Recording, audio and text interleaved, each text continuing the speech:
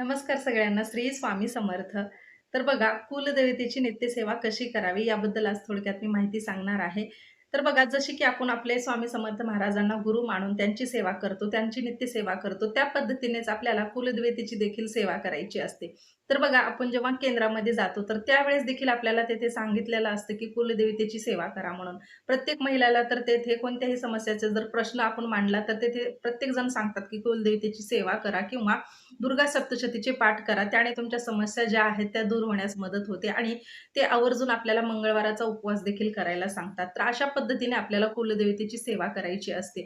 तर आता प्रत्येकाच्या जीवनामध्ये समस्या तर असतातच, पण असे पण भरपूर जण आहेत, की त्यांच्या समस्या काही केल्याने सुटत नाहीत. त्या मग नोकरी प्राप्तीसाठी असो, संतान प्राप्तीसाठी असो किंवा विवाह जुळण्यासाठी असो.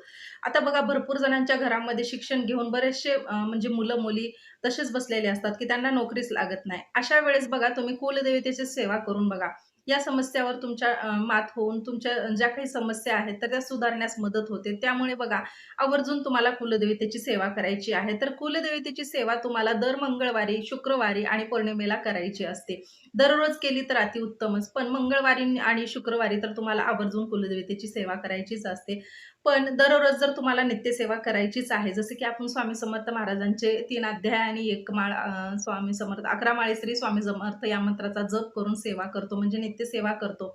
त्या पद्धतीने जर तुम्हाला कुलदेवतेची जर सेवा करायची असेल, तर तुम्हाला दुर्गा सप्तशती या पाठाचं म्हणजे या ग्रंथाचे वाचन करायचे आहे. तर बघा, या पाठामध्ये तुम्हाला या ग्रंथामध्ये दुर्गा सप्तशती या ग्रंथामध्ये 13 अध्याय आहेत. तर त्या अध्यायाचं तुम्हाला दररोज पठण करायचं आहे. मग ते तुम्ही एक-एक अध्याय केलं तरी चालेल. तर या पद्धतीने देखील तुम्ही सेवा केल्यानंतर दुर्गा सप्तशतीच्या पाठाचा अनुभव घेऊन बघा आणि तुमच्या जीवनामध्ये ज्या काही समस्या आहेत त्या कमी होण्यास मदत होते. पण सगळं झालं, पण ह्या सेवा करताना पहिल्यांदा आपल्याला जी आपली कुलदेवता आहे ती जाणून घ्यायचं असतं. तर आता प्रत्येकाची कुलदेवता जी आहे ती वेगवेगळी असू शकते. तर आता तुमची जी कुलदेवता आहे त्या पद्धतीने तुम्ही त्या कुलदेवतेचा फोटो घरामध्ये स्थापन करा किंवा तुम्ही टाक घेतला तरी चालेल किंवा मूर्ती घेतली तरी चालेल. पण आता तुमचं जर वेगवेगळं कुटुंब असेल आणि तुमच्या सासूबाईकडे जर टाक असतील, तुमच्यामध्ये म्हणजे तुम्ही विचारून सासूबाईला, की तुमच्या दोघांच्या घरामध्ये जर टाक घ्यायचा असेल, तर तुम्ही घेऊ शकता आणि जर तुमच्यामध्ये ते घेत नसतील, एकाच्याच म्हणजे जे मोठे आहेत त्यांच्याच घरामध्ये जर टाकाची पूजा केली जात असेल, तर तुम्ही नाही घेतलं तरी चालेल. तुम्ही फक्त फोटो घेऊन फोटोची पूजा केली तरी चालेल. तर बघा, आता दररोज जर सेवा करायची असेल कुलदेवतेची तर कशी करावी? तर कुलदेवतेची दररोज सेवा करताना आपली देवपूजा केल्यानंतर आपल्याला कुलदेवतेच्या फोटोला पण व्यवस्थित असं स्वच्छ करून घ्यायचं आहे. टाक आणि मूर्ती असेल तर अभिषेक मात्र नक्की करायचा आहे. बघा, अभिषेक केल्याने देखील अर्धे दोष जे आहेत तर ते दूर होण्यास मदत होते. त्यामुळे मी तुम्हाला सारखं वारंवार सांगत असते, की मूर्तीवर अभिषेक करायला विसरू नका म्हणून. स्वामी समर्थ महाराजांच्या मूर्तीवर सुद्धा आणि देवी-देवतांच्या ज्या काही आपल्या देवघरामध्ये मूर्त्या आहेत, तर त्या मूर्त्यावर देखील आपल्याला आवर्जून म्हणजे त्यांच्या त्यांच्या वारानुसार आपल्याला अभिषेक करायचा असतो. आता बघा, मंगळवारी कुलदेवतेचा अभिषेक करायचा, गुरुवारी स्वामी समर्थ महाराजांचा, सोमवारी आपल्याला आपल्या शिवलिंगावर अभिषेक करायचा असतो. त्यानंतर मंगळवारी गणपती बाप्पांचा देखील अभिषेक करू शकता. अशा पद्धतीने तुम्ही प्रत्येक ज्या काही तुमच्याकडे मूर्त्या आहेत, तर त्या मूर्तीवर तुम्हाला अभिषेक करायचा असतो. याने आपले अर्धे दोष दूर होण्यास मदत होते. त्यामुळे अभिषेक जो आहे तो आवर्जून करावा. मग तुम्ही साधा पाण्याचा केला तरी चालेल किंवा तुम्ही पंचामृत बनवून जरी केला तरी चालेल. अतिउत्तमच पंचामृताने केला तर. तर अशा पद्धतीने तुम्हाला पहिल्यांदा मंगळवारी किंवा शुक्रवारी तर दोन्ही दिवस तुम्ही आवर्जून कुलदेवतेच्या टाकावर किंवा मूर्तीवर अभिषेक करा आणि त्यानंतर बघा, तुम्हाला दुर्गा सप्तशतीचं जे काही म्हणजे पोथी आहे, तर पोथीचे तुम्हाला एक 13 अध्याय आहेत, तर तुम्ही 7 दिवसामध्ये किंवा असंही पारायण करू शकता किंवा तुम्ही 14 दिवसापर्यंत जरी म्हणजे वाचन केलं तरी चालेल. एक-एक अध्याय वाचले तरी चालेल किंवा तुम्ही 2-2 अध्याय जरी वाचलो तरी चालेल. बघा, कुलदेवतेची सेवा करणं देखील अतिशय म्हणजे महत्त्वाचं आहे आणि तितकीच उच्च कोटीची सेवा आहे. त्यामुळे आपल्याला कुलदेवतेची सेवा करताना जेव्हा दुर्गा सप्तशतीचे पाठ करतो, त्यावेळेस आपल्याला नियम पाळावे लागतात. पण तुम्ही 2-2 अध्याय जर वाचणार आहात, तर नियम पाळायची गरज नाही. फक्त मांसाहार म्हणजे वाचणार आहात, तर तुम्ही मांसाहार वर्ज्य करा. बाकी कोणतेही नियम वगैरे पाळायची गरज नाही. तुम्ही दररोज जशी आपण महाराजांची नित्यसेवा करतो, त्या पद्धतीने तुम्ही कुलदेवतेची नित्यसेवा करा. आणि हे झाल्यानंतर आपल्याला कुलदेवतेच्या मंत्राचा एक माळ जप करायचा आहे. आता कुलदेवता प्रत्येकाची वेगवेगळी आहे म्हणून मी सांगितलं आहे. तर त्या पद्धतीनेच तुम्ही जो मंत्र आहे म्हणजे तुमची जी कुलदेवता आहे, तर त्या मंत्राचा तुम्हाला उच्चार करून तुम्हाला 108 वेळा किंवा नाहीच शक्य तर तुम्ही 11 वेळेस तरी मंत्राचा जप करावा. त्याने देखील आपल्या ज्या काही समस्या आहेत तर त्या दूर होण्यास मदत होते. म्हणून तुम्हाला नित्यसेवेमध्ये कुलदेवतेचा मंत्र जप सुद्धा करायचा आहे. आता 99 मंत्र जो आहे तर तो तर सगळ्यांनाच माहिती आहे, की ओम ऐं ह्रीं क्लीं चामुंडाय विच्चे. या मंत्राचा देखील तुम्ही मंत्र जप करू शकता. म्हणजे 108 वेळा तुम्ही या मंत्राचा देखील जप करू शकता.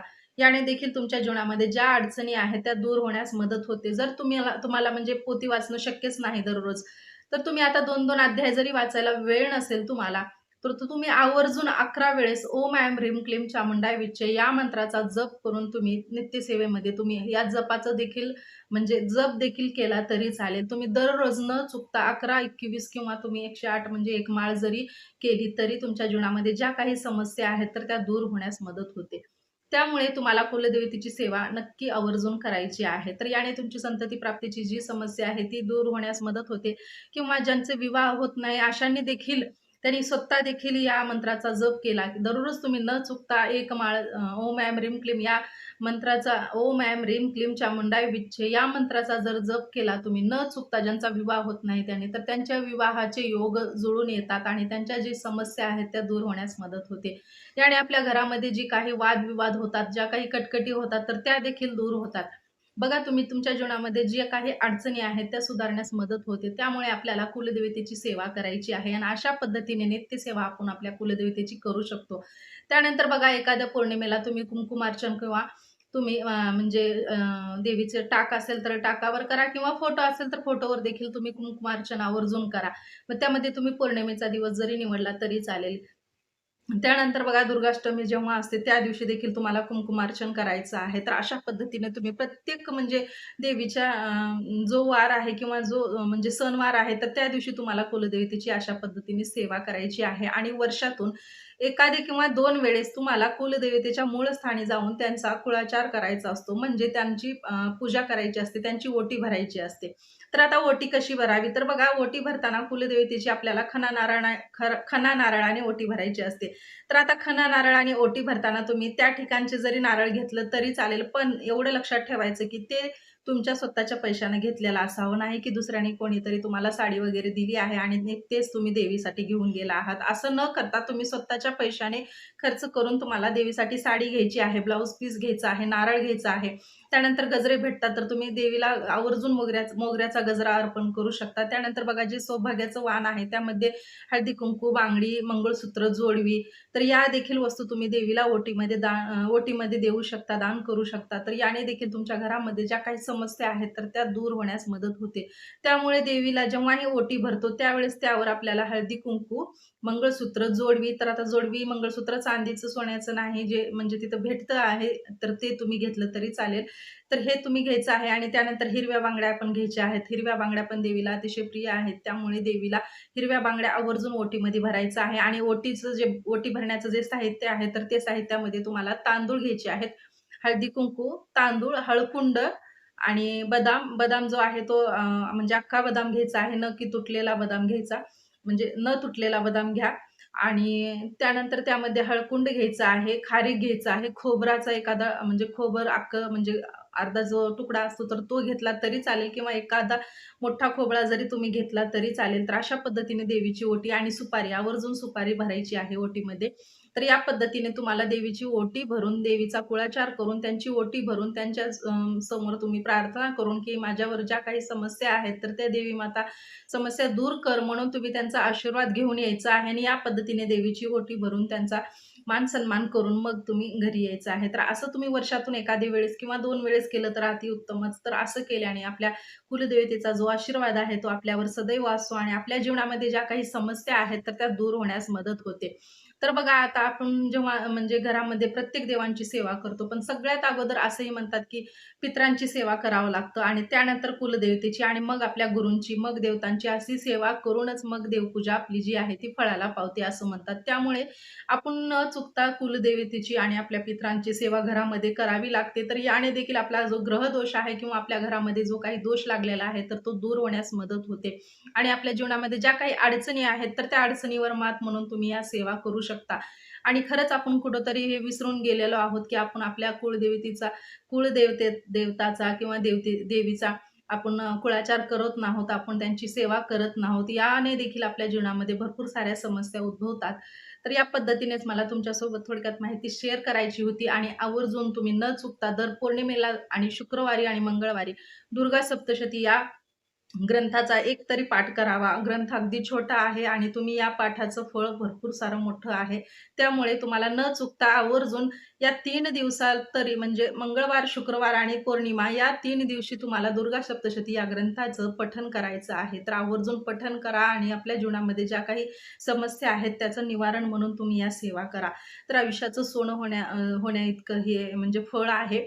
आणि जे काही संकट आहे तर ते दूर होण्यास मदत होते. त्यामुळे आपल्या कुलदेवतेची सेवा नक्की करा आणि तुम्हाला जर माहिती आवडली असेल तर व्हिडिओला लाईक करा आणि माहिती कशी वाटली हे पण मला कमेंट्समध्ये सांगा. तर मला एवढीच तुमच्यासोबत माहिती शेअर करायची होती. तर कशी वाटली माहिती ही पण मला कमेंट्समध्ये सांगा. व्हिडिओ आवडला तर व्हिडिओला लाईक करा.